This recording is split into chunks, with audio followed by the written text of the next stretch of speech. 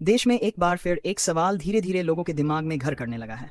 क्या भारत में फिर से लॉकडाउन लग सकता है? जिले, हर गांव, हर कस्बे, हर गली मोहल्ले को अब लॉकडाउन किया जा रहा है। कुछ साल पहले का वो दौर आज भी लोगों के दिलो दिमाग में ताजा जब अचानक सब कुछ रुक गया था।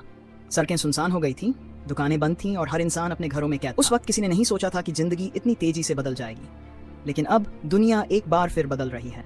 आज दुनिया के कई हिस्सों में तनाव बढ़ रहा है, कहीं युद्ध जैसे हालात बन रहे हैं, कहीं आर्थिक संकट गहरा रहा है, और ऐसे में भारत जैसे बड़े देश पर इसका असर होना तय है।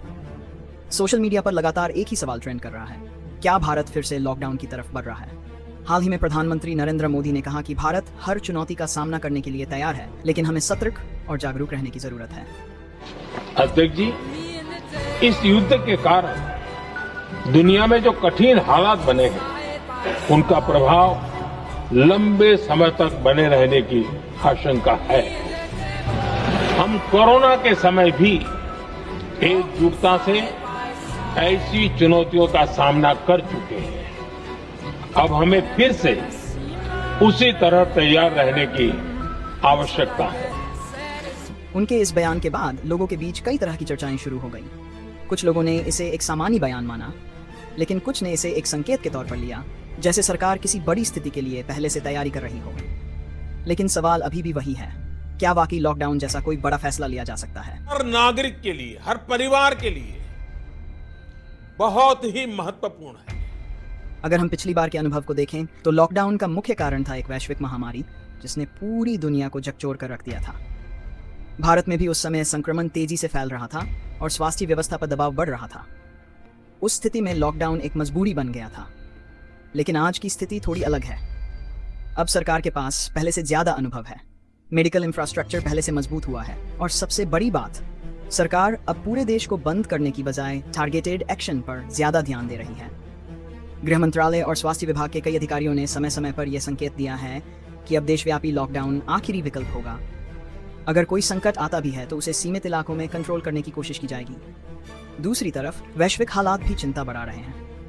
दुनिया के कई देशों में युद्ध जैसे हालात बने हुए हैं, सप्लाई चेन प्रभावित हो रही है, तेल की कीमतों में उतार चढ़ाव आ रहा है, और इसका असर भारत की अर्थव्यवस्था पर भी पड़ सकता है। इन्हीं मुद्दों पर बात करते हुए नरेंद्र मोदी ने यह भी कहा था कि भारत को आत्मनिर्भर बनना होगा ताकि किसी भी वैश्विक संकट का असर कम से कम हो। इस बयान का सीधा मतलब यही था कि सरकार आने वाले समय के लिए खुद को तैयार कर रही है, लेकिन इसका मतलब यह बिल्कुल नहीं है कि लॉकडाउन तय है। फिर भी अफवाहों का बाजार गर्म है। सोशल मीडिया पर कई तरह के वीडियो और पोस्ट वायरल हो रहे हैं जिनमें दावा किया जा रहा है कि सरकार जल्द ही बड़ा फैसला लेने वाली है। कुछ लोग पुराने लॉकडाउन की तस्वीरें और वीडियो शेयर कर रहे हैं जिससे डर और देश के अनेक भागों में। लेकिन सच्चाई क्या है? सच्चाई यह है कि अभी तक सरकार की तरफ से ऐसा कोई आधिकारिक बयान नहीं आया है जिसमें लॉकडाउन की घोषणा या उसके संकेत दिए गए हों।